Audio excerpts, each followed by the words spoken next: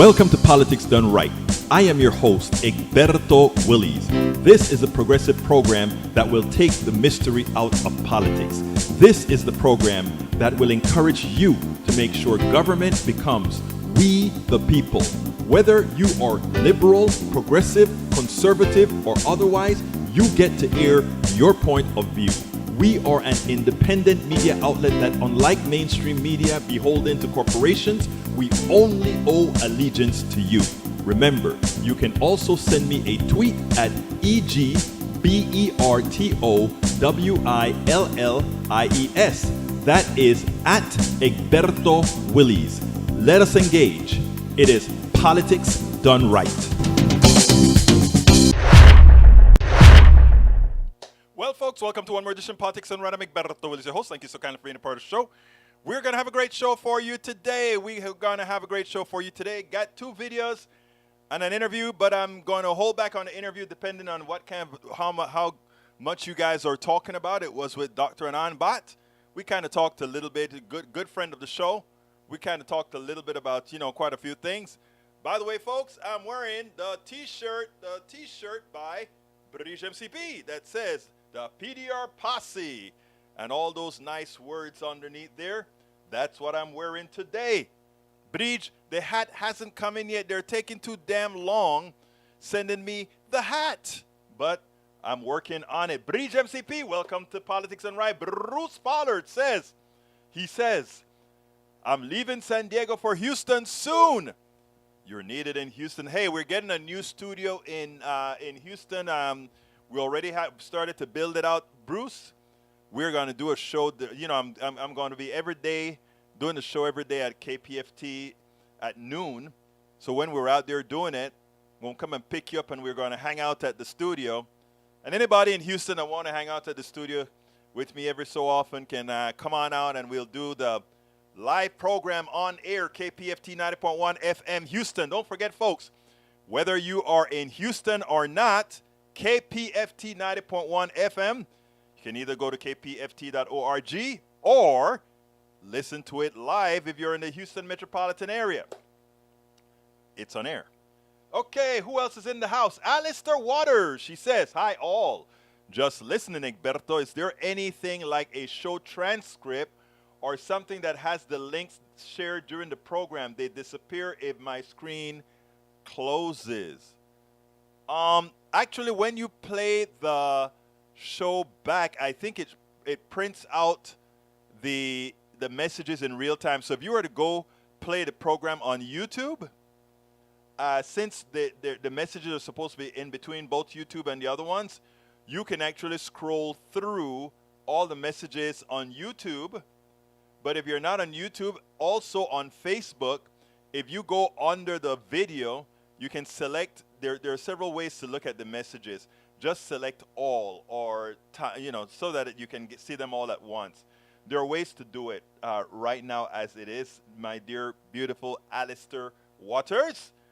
Let's see, Michael says, we're not resorting to cannibalism, but then again, sci-fi always. Oh, that is from Buttigieg, who says, wanted to know if anyone here is old enough and or ever watched Soylent Green. I haven't, but it sounds like an interesting show to watch. So I better go ahead and check it out. Yvette Avery Herod, how you doing? Beautiful lady running the unionization of America. Yesterday Michael Rudnin said, Egberto, one of the biggest problems also with why we're not having wages follow productivity, etc., is because unions are in decline. Yes, unions are in decline. That's why we have Yvette Avery Herod. That's why we have it. Because she is there fighting the good fight. You keep doing that fight, Yvette. Of course, we have Lee Grant is in the house. My brother from the right. Lee Grant is one of us, folks. He's one of us. And now, even though he's on the right, even though he's conservative, right? He supports the show. But let me tell you better than that. Don't let him fool you. He's one of us. He just has to give us a hard time, Love you, man. Love you, brother. Love you, Lee Grant. You keep hanging in there, brother. Buttigieg MCP is in the house. AVQ is in the house. And AVQ has us starting with what again? Newsweek. Carbon dioxide storing. Bacterial enzyme may help fight climate change.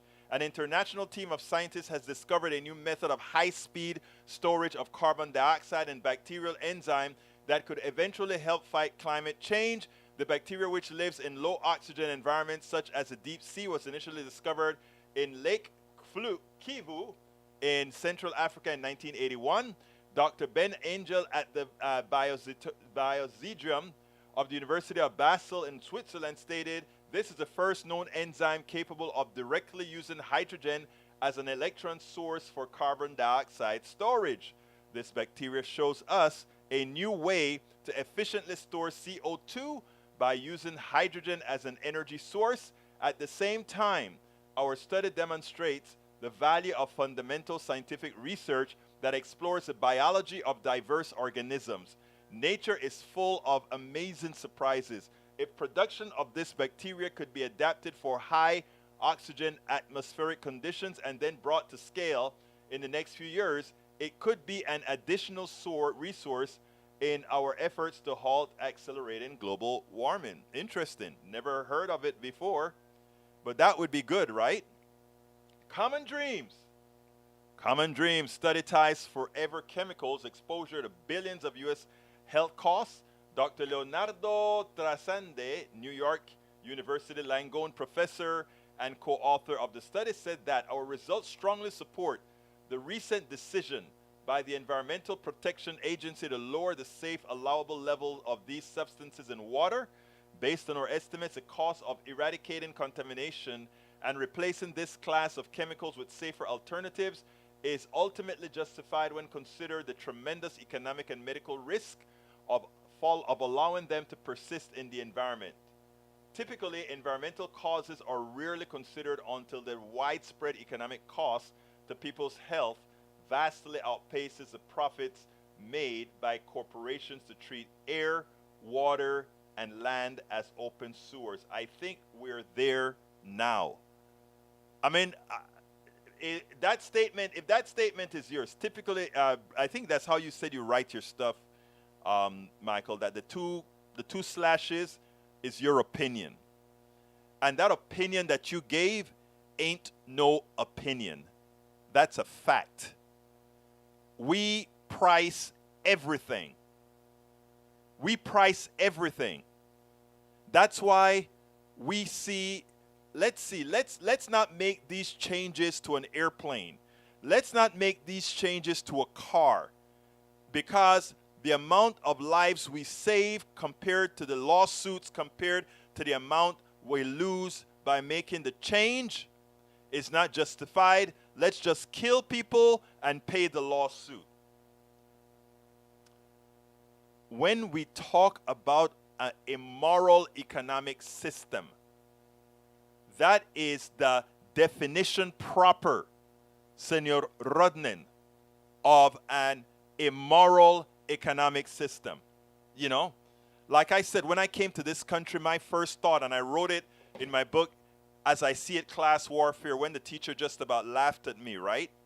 The question was, if there is a high demand for something, should the price go up or not? And my answer was, if there's high demand for something and I can make that something, you know, I would make it, I'll keep making it cheaper. Because there's so much of it that's selling, I don't need as much money, so I can keep my profit margin real low because I'm selling so much of it, right? They laughed at me. That's not capitalism. If people want your damn product, zoom the price up. It doesn't matter if you can make a lot of it. And the only time you have to drop your price, if you get a competitor to come into the fold. But if you have a patent on it, you won't have a competitor for 17 years. And if you want to know the manifestation, the evil manifestation of that concept, look at drug prices. When a drug is developed, they get a patent for that drug. In as much of that drug was developed by the intellect of universities we all paid for. But they got and that's why you have generic drugs which are a lot cheaper than name brand drugs which have patents on them. And because they have patents, they can charge whatever. Even if the drug is in high demand, they charge you an arm and a leg for that drug. That's why the pharmaceuticals work out with money. I gave the example in my book as well as I see it, Class Warfare, the example of Clarinex, right? There's this drug called Claritin. All of you know about Claritin. Whoa, we get the sniffles, we take Claritin. Well, Claritin lost its patentship a few years ago. And you know what the drug companies did? They invested in adding another chemical to Claritin and called it Clarinex. You notice they made the name close to Claritin, but then they made it Clarinex as in exceptional, right? And then they marketed it to doctors to try to go ahead and sell that drug instead of Claritin, which was going off patent, to say, oh, this is a better drug. No better, but it's a better drug. That is what an immoral economic system does. And that's what I'm talking about. They claim, oh, but we have patents so that we can really keep developing new stuff, because if we don't get a patent, why develop something new if somebody can just copy it and then sell it? Well, you didn't develop it in the first place. We did. And that's what I try to tell everybody. Look at the genesis of every drug out there and see how many of them started at a university or started with a government grant or whatever. Anything that started at a university or that had a government grant or is a derivative of something with a government grant should not be allowed to be patented. I think that's fair. I think that's fair. Or, again, I think that's fair. Anyway, last one from Michael Rudnan. Common dreams. Corporate interests have been 21.5 million to GOP sedition caucus since I saw that one on Common Dreams today. A new analysis by the watchdog organization Accountable, which has been tracking corporate contributions to so-called sedition caucus. The group of 147 Republican lawmakers who just hours after the January 6th attack on the U.S. Capitol voted to overturn the 2020 election in an attempt to help Trump maintain the grip on power shows that in months of June, as the House January 6th committee revealed alarming new details on former President Donald Trump coup attempt, corporate trade groups and Fortune 500 companies donated more than $819,000 to Republican members of Congress who voted against certification of the 2020 election results, bringing their total corporate donation to the sedition caucus members to $21.5 million. Amoral corporation managers know that bribery of politicians bring massive rewards and little short-term punishment, so they don't care that corporate corruption is fracturing our nation, potentially bringing our nation's downfall, so long as the return on investment remains high. These guys are not Americans. These guys are whatever the market will bear. Hey, where are my peeps today? Today we're kind of slim on peeps. Where are my peeps today? Okay, let's continue.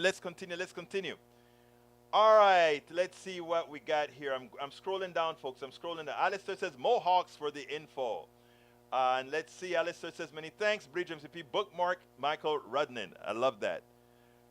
There's such a thing as too much sun for solar panels, and Europe's solar industry is starting to buckle. Huh? You got to put a little bit more words than that in there, brother. There's too much sun for solar panels. What? You know what? All right, you win. You tickled me. There's such a thing as too much sun for solar panels. What magazine was that written in? Fortune magazine, of course. It says, with clear skies and near constant sunlight, European summer should be high season for the solar industry.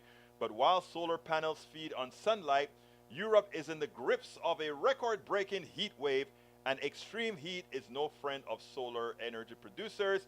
The heat that has been scorching part of the UK and New Western Europe has set temperature records, starting to damage infrastructure and is leaving behind a mountain death tolls. High temperatures have sent electric demand in Europe soaring, and combined with an ongoing shortage of natural gas on the continent, renewable energy sources such as solar have had to step up. Over the weekend, Germany broke the country's record for solar power output, with even higher levels of electrical generation expected this week as the heat wave rages. But if temperatures remain elevated for long, it might actually risk slowing down solar energy's output. Solar panels around the world are manufactured and tested to function optimally around 77 Fahrenheit or 25 degrees C, and the range in which much solar panels can still operate at peak efficiency is 15 to 35 degrees C. 35 degrees C is, let's see, 32 plus 1.8 times 35. What is that in Fahrenheit? That's how you compute it. Multiply 35 by 1.8 and add 32. I can't do that in my head right now. That is that temperature, and it seems to me like that's fine. I think it's a misleading article, but what can I say? You know, that's what we get with anybody who's attempting to do something positive with solar energy. Michael Rudnan says, Egberto, Soylent Green is a good movie if you can deal with the Charlton Heston Ham acting. I don't like Charlton Heston since he's a gun guy at that, but I'll watch it. Bruce Pollard says, been there on Logan's Run. There you go, bro. Yvette Avery Howard gave us a yay. All right, Eric A says, with this happening, we will all flood next Harvey, but now we get the neighborhood waters from Montgomery County. Okay, reduce flooding. You know, again, you can't, anyway, I'll move on to the next. Hydrogen and nuclear energy is clean and could be good. Hydrogen is clean. The byproduct of burning hydrogen is what, folks? Water. In other words, H2 plus O2 equal, H2 plus O equal what? H2O, water. So when you burn hydrogen, the result is water vapor. There is a few different bit of nitrates that might show up there because of some burns, but it's really water as the byproduct of burning hydrogen. Of course, you have to get hydrogen in the first place. There are many ways that people have thought about doing it, using solar power and electrolysis to separate the oxygen from using water as the source. Use solar power to generate the electricity to create electrolysis that separates the hydrogen and oxygen. And again, you get two products, right? You can sell the hydrogen, the oxygen can go out there to the hospitals, etc., and the hydrogen you burn in the cars, etc. There are a lot of sustainability things that we as a society can do if we wanted to invest in it as a society. Bridge MCP says, Alistair Waters try going directly to his website. Not sure why replaying a video on YouTube doesn't show the comments. Why is that, Egberto? Actually, it shows the comments. You have to replay it, and there's a switch on it for the comments where you have the option of doing that. But you have to do it from the YouTube screen itself. In other words, you actually have to go to the YouTube website itself, and then you can do it. Okay. Michael Renner said, Eric Hayes, hydrogen uses coal gasification as its primary source, so no, it's not clean. Again, if you're using coal gasification, that's a problem, Rudden, because yes, there's going to be some CO2 byproducts, but again, there's actually saying we can use solar energy. It's just a way of transforming, right? If you use solar energy to crack water, all you're doing is converting light energy into hydrogen, which is another form of energy. So you're transforming light energy into energy that can be acquired by burning hydrogen, whose byproduct is then water. All right, continuing, we have Michael Rodden says, Egberto, anything in the tilde marks is in the article. Anything in the quote mark is a direct quote. Anything with either those, usually at the end of the comment, from you. Okay, great. Great, got it. So the 2 slashes is you. Make sure and let me know that, because I don't see quote all the times. Egberto, you're describing high trade marketing. Yep. Egberto, let's see what it is. Carl Cox says, nuclear energy is not clean. Radioactive waste is highly radioactive, poisonous. It's deadly. Accidents at nuclear power plants causes the radiation to spread. Great distances causes cancer. I am of two minds with nuclear energy. Nuclear energy of the past, a la 3 Mile Island, a la Fukushima, Nagasaki, Fukushima, also at the ¿Cómo se llama? The one in Russia, the one that blew up in Russia that now has a big sarcophagus on it. Um, those are nuclear plants of the past. I am looking at, and again, as environmentalists, activists, we have to think outside of the box. We have to make sure and think outside of the box. Um, there are some environmentalists that are absolutists. Absolutely no nuclear, absolutely no gas, absolutely nothing, right? And I always ask them to give me the plan to do it. And based on how we run and even the things that we want, or me transmitting over the internet, we as environmentalists have to come out, in my opinion, in my humble opinion, with a plan. The plan is not going to say oil zero tomorrow. It's not going to happen. Well, they'll never say oil zero because oil is actually used for other products as well, right? Even synthetic oil from corn, etc., used to make plastics, etc., right? So we have to come with a believable plan. And I don't know. That believable plan just may include modular nuclear energy. If we really have to generate high amounts of power and we not yet have the back-end store for windmills, for wave energy, for solar energy, and all these other guys. I am simply speaking from a practical standpoint where we must have X amount of energy. We got to do all these calculations. Come out and look, like I said, I have not yet seen the transition that is something that most people are going to live with. I mean, ultimately, if we don't change, we are going to cook to death. But we also have to come out with something sensible, doable, and pragmatic.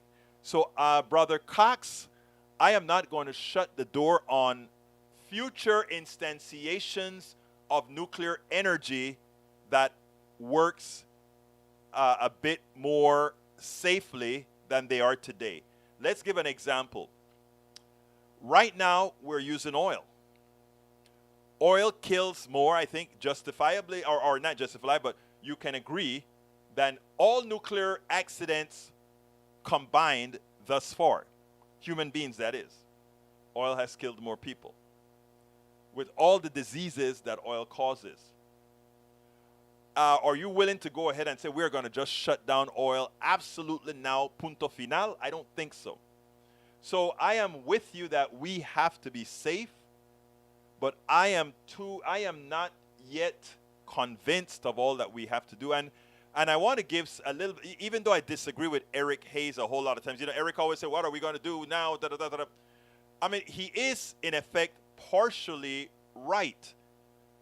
The problem I have with many that follows the Eric methodology, which is really the right-wing methodology, because that's where he gets a lot of this material, is that you have to think about the process.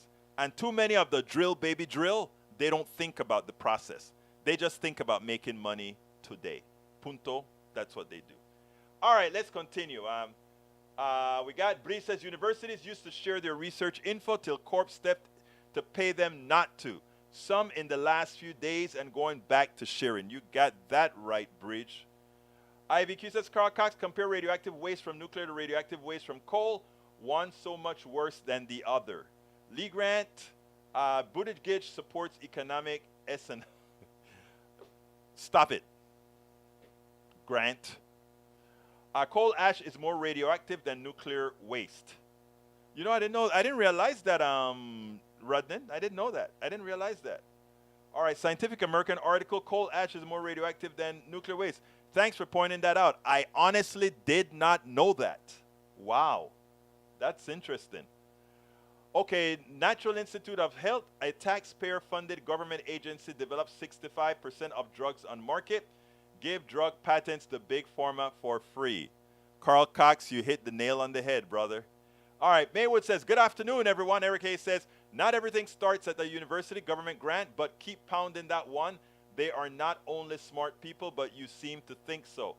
Again, they're not the only smart people. But again, my statement is not, it wasn't, I wasn't asking a question, Eric Hayes. All those knowledges emanated from a university, period.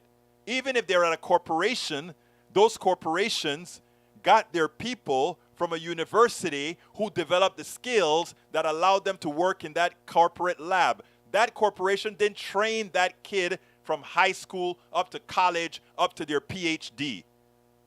So anything developed by that PhD or whatever at that corporation as well had its genesis in all of you that are listening to me right now in your tax dollars. Don't let them use that argument. Oh, not everything was developed by these universities. The corporations invested little. That person who went to work for that corporation with a PhD, with a master's, with a BA, BSME, BACE, whatever. You, the American people, all of you that are listening to me right now, you are responsible for educating those people that then go to those corporations, build products that then they rob you blind to pay for. Don't let them fool you about that. Oh, but the corporations invested money in these labs that developed it, and we hired, It's like what Canada in Ontario is trying to do right now, right? Now that they educate doctors on the cheap, a lot of very good doctors. And now what does the private sector want to do? They want to create private hospitals that use those doctors that all of us, that the Canadian people pay taxes to educate, and then charge people a premium to go to the private doctors at those facilities so they don't have to wait. Anand Bhatt, who I have a video today, but it's given the amount of stuff you guys are writing, I'm not going to get to it. He was talking about, hey, even in Louisiana, Jindal sold the public hospitals to the private sector, and the private sector then was not taking care of the indigent who those hospitals were fined for. Thank you, Michael Rudden, for turning 35 degrees into 95 degrees Fahrenheit. That is 32 plus 1.8 times 35 plus 32. There you go. All right, let's see what else we got here. Coal doesn't produce radioactive waste. Burning coal produces deadly toxins, including mercury. Carl, I think you probably should read the article that the Scientific American that Rudden put in there from the Scientific American. I think it's important. It's not one of the things that we promote at Politics Done Right. All of us do. Is we learned. I didn't know that. I can tell you straight up. I did not know that coal ash was radioactive. Now, if you show me a Scientific American thing that proves that coal ash is radioactive, I would have learned that. That's what this program is for. We learn together. Okay, let's continue. Bruce says, patents have some value sometimes. Insulin is off patent, but still a bad deal in the U.S. Amazing, isn't it? That it's off patent, but what they do, you know what they do with insulin, right? They in order to patent insulin now, they create something known as the form of delivery. So now they packet insulin into forms that have that it's developed, it's distributed in your stomach or whatever on a time based and all these different things, and that concept they patent. And then the doctors say, okay, we're going to give you or prescribe another kind of insulin to you now. It's going to be this one here, and it's time released, time lapsed, and all that kind of stuff, and you pay through the arm and the leg. It's a sham. It's a sham. It's a sham. Okay. Carl Cox says coal does not, I repeat, does not produce radioactive waste. The energy it produces is not from radiation. No, it's not from, the energy it produces is not from radiation. I think what the article is saying is that coal ash, in fact, when you think about it, I probably can understand that, Because even there where they get coal in West Virginia, in those mountains, there's a lot of radon. And radon is, in fact, radioactive.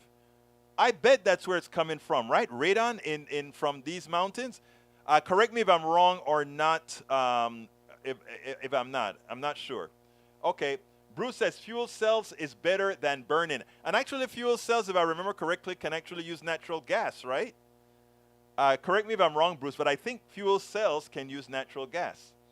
All right, let's see. Egberto, hydrogen is a great energy carrier and efficient battery, but as there are no hydrogen reservoirs, you have to source hydrogen. And right now, the primary source of hydrogen is coal gasification, which is extremely polluting. True. But like I said, if we were to develop, again, think about this. You're right about right now, gas is an easy way to do it, and capitalism always try to find the easiest way to do things for the cheapest so that the shareholders can get a bunch of money and the executives can get profits. We know that. But what we have to take into account, Rudden, is, however, if we created these humongous solar cells, remember we always talk about, well, you know, what are you going to do when the sun is not shining or the wind is not blowing? Well, remember I always talk about back in store. Back in store means I can either pump water to a higher level, and when there's no sun, drop it through a turbine to generate electricity. That's a battery. Another battery is using excess solar to create, to take pure water and turn it into oxygen and hydrogen. That's another source of, that can also be considered a battery. And then when the sun isn't shining, etc., you burn the hydrogen. So there are a lot of these concepts that we can actually put together in a very smart way from people that are much smarter than I am that could come up with those procedures. Bridge MCP says, Lee, weird way of expressing that one. Ha, ha, ha. I think I know what he's talking about. No byproducts. True, Bruce. Exactamundo. All right, Eric Hayes says, Lee Grant, the elite which now runs aside and support him and the administration. All right. Bridge says, Egberto Willis, can you move your mic to your right? It's hard to hear you. Oh, okay. I'm sorry. I'm sorry that I'm taking that long to see that. I'm fixing these, right? The antenna broke. I'm going to put these back together. These are the ones that you got back in DC. And I'm going to start back using my good old wireless microphone. They actually sound better than this from what some people have told me. We'll see. Eric A says, Rudnin, do you research it is clean? Gosh, you are not the only one, right? Learn that maybe. That's a discussion between Egberto. If you use renewables to electrolysis water and then have hydrogen and oxygen as fuel, would be clean. Yes, but that is not the primary sourcing of hydrogen. I get it. I get it. Lo entiendo. I am just saying it's not currently the primary source of hydrogen. What I said is let's make it the primary source of hydrogen. Eso es lo único que estoy diciendo, guys. All right, let's see what else we got here. All right, fuel cells, solar energy, hydro energy, and wind turbine produce power is green energy. I agree with all the green energy stuff, folks. Lee Grant says France is very happy they went nuclear. France has been nuclear for quite a while, I think.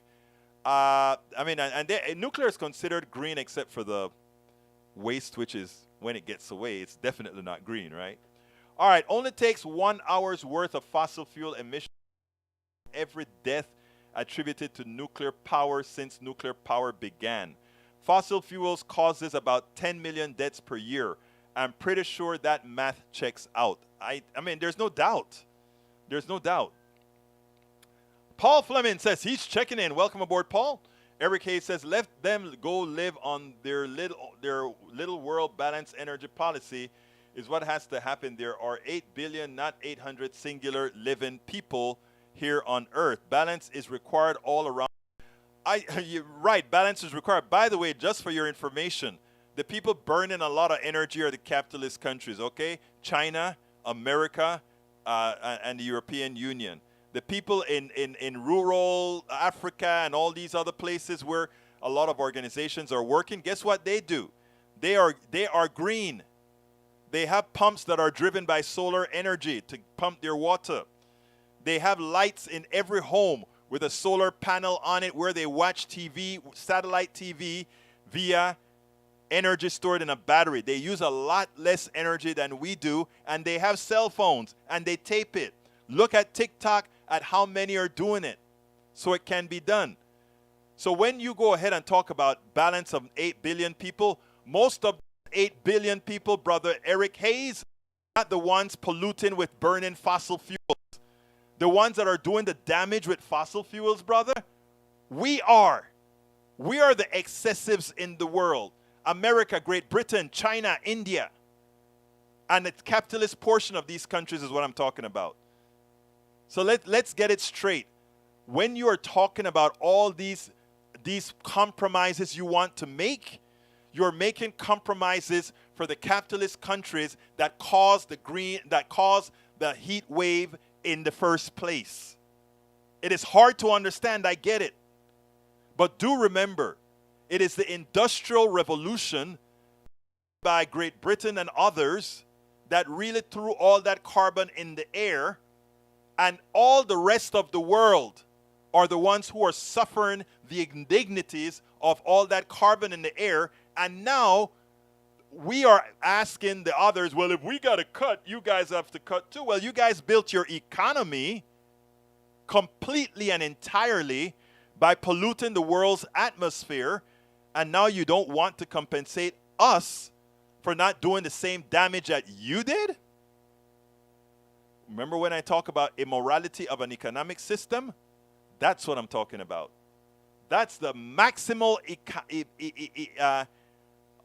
well, you get it.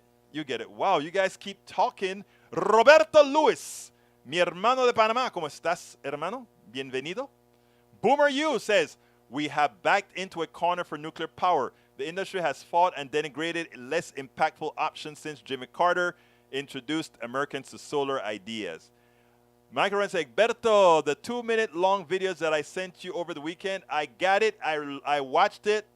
I thought about playing it early. I could play it here. Now, just about everybody done seen those videos with what Donald Trump did. But again, if I get through all these comments, I'll really go ahead and play. But I saw it. I forgot to send you a little note that says, oh, yeah, I saw these. I was going to actually make a couple of videos out of it, but it's already all over the internet. Eric Hayes, the corporation is paying the said person a high wage. In some instances, they paid for their education, right? Like their master's program. Who cares? It's not they who paid for the master's programs. They paid a piece of that person's master's program. You couldn't afford to pay for that master's program if you had to pay for all the equipment that the state purchased to ensure that person could have that master's, Eric. Ah, right. All right, let's see. AVQ says, Boomer, not that we can't do both solar and nuclear. Global warming is existential threat. We have to throw the kitchen sink at it. You're right. Daniel Ledo says, if your political argument is based on ascribing motivation to your opponents absent of evidence, then it is clear you have no more cogent arguments to the debate. Boy, that sounds pretty, especially coming from you, dude. That sounds great. Uh-oh. My bridge MCP says, Egberto, you better get busy, and it's at 4:42. Okay, I'm gonna put all the question stuff on hold for now, and I'm gonna start with a quick video, the one on Democrats, because the narrative has been that Democrats are going to lose. I want you guys to see this. I'll take it on the other side. Listeners of Politics Done Right know that I do not consider 2022 a foregone conclusion. I don't consider that it is impossible now for progressives and Democrats to win 2022. It's all gone. It's all over. Hell no, it isn't. And you know what? If you take a look at what's happening around the country, if you take a look at what people are saying, it is evident that if progressives and Democrats do the job, this election is theirs to lose. Forget about what the mainstream media has been saying all along. But finally, I heard it today that they may be rethinking the narrative. And it took 538 to look at the Senate, and see that Democrats are not only likely to keep the Senate, but increase their numbers in the Senate and the House, even though it's likely to be lost? I don't think so. Check this out. We'll take it on the other side. Some new evidence today that the predictions of a Democratic wipeout in November's election may have been premature. Seismic events from abortion bans to fallout from the January 6th revelations could very well be shifting some political headwinds. A growing number of analysts now believe the Senate, at least, could stay in Democratic hands. And pointedly, in Texas, a recent poll shows Beto O'Rourke has cut Governor Greg Abbott's once formidable lead to just 5 points. Financial filings also show that O'Rourke has set a state fundraising record, bringing in over $27 million from February to June. That actually smashes previous records. For more, I want to bring in Patrick Svitek, a political reporter for the Texas Tribune. Aaron Blake is senior political reporter for the Washington Post. So, Patrick, I think the core question is whether that slew of events that might seem to work against Governor Abbott can in fact outweigh a widespread discontent with the economy. So how do you read the race and where it is right now? As you pointed out, there is some evidence in the fundraising and polling that this race is getting more competitive. I think that these events that you pointed out, especially as it relates to abortion and guns, have really energized Democrats in Texas. The question is whether it's changing any minds or it's just energizing people who are already inclined to vote one way or another in November. I know that Governor Abbott's campaign, has said that these events have, that they're worried that these events have led to, more fundraising for candidates like Beto O'Rourke. They said that before these latest fundraising reports came out and proved them true. As you pointed out, he set a new fundraising record in Texas and outraised Abbott for the period, which is very remarkable given that Greg Abbott is probably the strongest fundraiser the state has seen in modern times. Do you think he's a different candidate now, or maybe that he's viewed a little differently than he was then? It's a good question. I do think that there are some environmental things here. Obviously, Texas is a state that is trending towards purple, perhaps not as fast as Democrats might have liked in recent years. We had the very close O'Rourke-Cruz race in 2018. We also had the closest presidential election in Texas since 1996, 2 years ago. So this is a state that is there to be competitive in the relatively near future.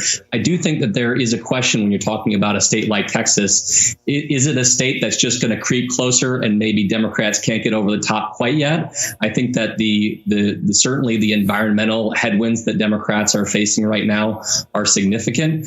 At the same time, we are seeing in a number of states, we're seeing Republican nominees who are underperforming the environment. We're talking about the Pennsylvania Senate race with Mehmet Oz. We're talking about the Georgia Senate race with Herschel Walker, Ohio Senate race with J.D. Vance. They are not running as strongly as you would expect Republicans to be running in those kinds of states, given where the national environment is right now. I think Texas is maybe a little bit of a different case. Governor's races can be a little bit more, up and down. They're not necessarily people voting for a legislator, one of 100 in the U.S. Senate. So it can be more defined by those local issues than some of these Senate races can be. We absolutely so. So, folks, if you are thinking that the race is over, if you are thinking that somehow it's a lost cause for 2022, that's what they want you to believe so that many of you don't go out there to vote. It is imperative that you go out there to vote because we don't only want to win 50 plus 1. We want to win so that we can actually effect real change. I am surprised that this message from Pete Buttigieg didn't get more coverage. He's stating, just like you love your family, I love my family. How can you speak to me? How can you speak to me in my eyes and still go against my own family? Check this out, and then we'll take it on the other side. This is a very interesting and important message, I think, from Pete Buttigieg. I don't know if you heard, but Congresswoman Liz Cheney spoke directly to Senate Republicans who are on the fence about the need, in her view, to codify protections for same-sex marriage. It's still clear if are 10 Senate Republicans willing to support it. Republican Senator Rubio told my colleague Manu Raju he's going to vote no, and he called the vote a, quote, stupid waste of time. What's your reaction on that? What's your message to Senate Republicans? If he's got time to fight against Disney, I don't know why he wouldn't have time to help safeguard marriages like mine. Look, this is really, really important to a lot of people. It's certainly important to me. I started my day, as I try to do on weekends. I try to give Chasten a little bit of a break and do breakfast with both of our twins. That alone, that's no small thing, as every parent of small kids knows. It was one of those days where the tray table wasn't quite fitting into the high chair, and I'm trying to make sure that they're busy enough with their little cereal puffs to give me enough time to chop up the banana and get the formula ready. And it just, I don't know, that half hour my morning had me thinking about how much I depend on and count on my spouse every day. And our marriage deserves to be treated equally. And why this would be hard for a senator or a congressman, I don't understand how such a majority of House Republicans voted no on our marriage on as recently as Tuesday, hours after I was in a room with a lot of them talking about transportation policy, having what I thought were perfectly normal conversations with many of them on that subject, only for them to go around the corner and say that my marriage doesn't deserve to continue. If they don't want to spend a lot of time on this, they can vote yes and move on. And that would be really reassuring for a lot of families around America, including mine. Absolutely so. Great job. You know, he knows how to humanize, personalize issues perfectly. That's what I really enjoy about the way he creates narratives. And in America now, storytelling and narratives are everything. Look, it is time for us to forget about all these types of prejudices. Allow people to live. Buttigieg said it perfectly right. Absolutely so. Whoa, what's going on with my green screen? Let's see if I can fix that. Oh, I got it fixed. Okay. All right, folks. Oh, by the way, you know, I actually know Jordan Charlton very well. He's a friend of mine. I interviewed him at Netroots. Bruce, check out this interview that I did with him back at Netroots. I just put that into the link, Bruce. You can take a look at that. But yeah, we go back a long time. He's really doing some work on poverty in West Virginia. I want him to tie it to Manchin, though. I don't think he's done that yet. By the way, continuing. Look, you guys need to look at the article that Rudin really showed as well. And by the way, Carl Cox, look, in my humble opinion, like I said, I like the idea of learning. And there are a lot of things that I don't know. And when good stuff is presented to me that's based on science, the last thing I'm going to do is discount it. And this article, where it actually gives numbers in millirams and etc., and it gives the rationale behind why cold ash is radioactive and why you get the concentration of radioactivity in the thing. You know, I don't think a good answer is that, well, I don't believe the article because people around don't have cancer. Let me tell you, around the area in Russia where they had that big explosion with the plant, a lot of animals and plants actually did survive living in a high radiated state. It's above my pay grade to understand the biology, but it does happen. I think it's important for us to maintain a certain sense of humility to learn, so that's what I try to do. Thank you for that article, Mr. Rudin. I didn't know about radiation and coal at all. That's you just added to my knowledge base. Okay. Hi, Coop. Welcome aboard. Let's see what else we got here. Let's see. I'm not going to read all, but I need to. Oh, wait a minute. I didn't do my ass. Folks, I'm going to just give you 2 links. Please go ahead and support Politics Done Right. How can you support well, I'm going to give you 3 links. How can you support Politics Done Right? Support Politics Done Right, please, if you are on YouTube right now, please click that join button and become a part of our YouTube PDR posse. It's very easy to do. Just click the join button. Alternatively, you can support us on PayPal by going to politicsdoneright.com/PayPal. You can support us on Patreon by going to politicsdoneright.com/Patreon. All our forms of support Mint, PayPal, Patreon, everything else can be found at politicsdoneright.com/support. And please don't forget to support our trip where we are one of the few on Radio Row at the Netroots Nation in Pittsburgh in about 3 weeks or so, 3-4 weeks or so. Please support that endeavor. That is at politicsdoneright.com/netroots. Your support is very much appreciated to ensure that we can continue to do what we do here. And by the way, my new book, several paragraphs in, Tribulation of an Afro-Caribbean Latino Man, Racism Didn't Stop My Smile, Hope Our Journey Forward. My new book that's coming one chapter at a time. Please check it out.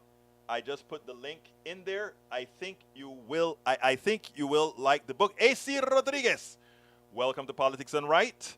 Who else has just come in? Carl Cox says, if I walk past a ton of coal ash, I will be exposed to a small amount of radiation. Walk past 1 pound of nuclear power plant waste, I will develop cancer. No doubt if the waste is exposed. But, you're surrounded by all the crap created by fossil fuel as well, right? So, everything is measured. We have to make, we got to make decisions, right? Bruce says, heavy water reactors are the machine that provides the isotopes for nuclear weaponry. Yeah, it changes uranium into plutonium, which is one of the major fuels for that. Let's see. Daniel Edo, bigotry. Oh, why do you even care about gay marriage? It has no impact on your life. Did he say something about that? Daniel says, I reject gay marriage. Pete's marriage does not deserve to continue. That's none of your business. So, the truth is, I don't care what Daniel has to say about Pete Buttigieg's marriage. He can say whatever the hell he wants to say. All I'm saying is they better treat it like everything else, period. All right? If Pete Buttigieg doesn't have a right to marriage, neither does Daniel Ledo. Have your choice. We made our choice. Daniel Ledo can be married, so can Pete, to whomever he wants to be married to. Punto y final, señor. Punto y final. And Bruce also says love is love, and Bruce is absolutely right. AC Rodriguez says, hey, yes, sir. Lee Grant says, Texans pick our leaders. We pick Cruz and Abbott. That is democracy. And we are going to dump Cruz, Abbott, and Patrick. And not to speak about the crook that is our Attorney General. He'll be gone as well. All right, what else do we need to talk about here? I have the long interview I won't give. Any complaints? Anybody wants to give me hell for anything? Go ahead and tell me real quickly. You got 3 minutes to give me hell. Come on, I want to hear things that you want better, things that you want worse, things that you don't want at all. It's your show. You tell me. I want to hear. Let's see what else we got here. Michael says, fun stuff about marriage. It is not mentioned in the Constitution anywhere. It is one of those self-evident rights from the 9th Amendment, and then add the 14th Amendment Equality Clause, and there you go. See, I love my constitutionalists. Bree says, Daniel, wonder what you heteros do behind closed doors. Something, it's funny because some of the people that hate homosexuality the most turns out that they are themselves gay. So who knows? Carl Cox says, Egberto, have you received and read my latest emails? I don't know. I got like 800 emails, and I need help. I need help. All right, Daniel says, what? Did the medication not kick in? Or are you just deflecting again? Am I on medication? Okay. Paul Fleming says, different. Eric Hayes says, Pete loves the pain at the pump caused by prices as it validates his EV. If you really believe that, if you're that cynical, I can't help you there, brother. Breach says, fun stuff about man and women. Man can not sleep with sheep. Still law in many states in the U.S. if they had to make it a law. Breach, you're being bad. Okay, Roberto Lewis says, why define what love is? Love is love. One love. When Lou and I speak on the phone, and we speak on the phone often, either by WhatsApp, because, he's on the other side of town, and we always end our conversation, one love, One love. We end all of our conversations. One love, right? He'll type me a message and it ends with one love. I mean, people, it is so much easier to love other people than to hate. The people who need hate, right? You need hate.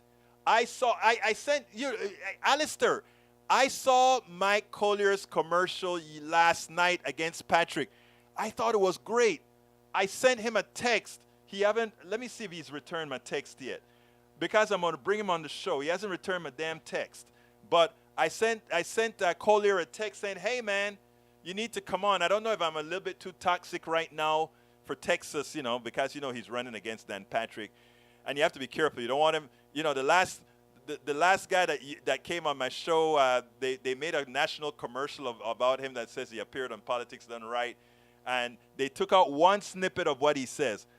But I know how to interview these guys to not allow them to use any snippet that they can use in, let's say, West Texas or East Texas or something like that. So I hope he's just so busy that he didn't see my text as opposed to just running away from me because right now I may be a bit too hot. All right. Eric says Department of Transportation Secretary Peter Buttigieg was once again blasted for pushing for electric vehicles on Tuesday, this time for saying the more pain Americans feel at the pump, the more benefits there is for EV owners. That's true. That's a true statement. Why should he take crap about it? Thanks for show and T-shirt. Guys, this T-shirt was designed by one of you, specifically Buttigieg MCP. So let's say Buttigieg, right, Buttigieg? There you go. Michael said, Egberto heading out. If you can tomorrow, please show those videos I sent you this weekend. The conservatives in our audience needs to see them. All right, now that you put it that way, now that you put it that way, Rudnin, of course I'm going to play it now because I want Brother Lewis Brother Smith to see it and Brother Daniel. So, okay, will do. Got to get a pic of you, not of me. I'm on here right now. And by the way, Bridge, we've got an interview that we got to schedule pretty soon. And I want any of you guys here. We've had Yvette Avery Herod on interview about 2 or 3 times on Politics Done Right. Any of you that have something, I've also had Brother Cox on interview and several others. This is your show, and if you have something new to say, let me know, and we'll create a little segment for you to say it as well, because this is what? Your show. My name is Egberto Willies. This is Politics Done Right. Before I go, I want to ask you one more time. Please support the show. Go to join on YouTube. Also, please go to politicsdoneright.com/PayPal. Or if you want to find all the different ways you can support us, politicsdoneright.com/support. And of course, you can go to our store where we have new hats and T-shirts designed by some of you. And our new cap. The new cap is nice. The new caps are very nice. They're embroidered. politicsdoneright.com/store. Check them out. And of course, check out my new book, Tribulations of an Afro-American Caribbean Latino Man. Racism Didn't Stop My Smile. Hope Our Journey Forward. Like I tell you, I love people. My name is Egberto Willies. This is Politics Done Right, and you guys know how I end this baby. I am what? Out.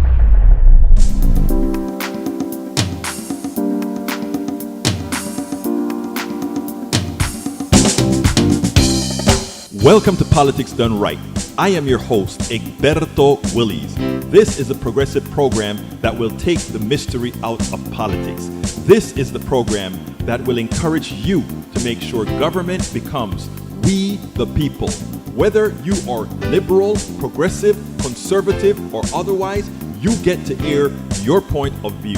We are an independent media outlet that, unlike mainstream media beholden to corporations, we only owe allegiance to you. Remember, you can also send me a tweet at EGBERTOWILLIES. That is at Egberto Willies.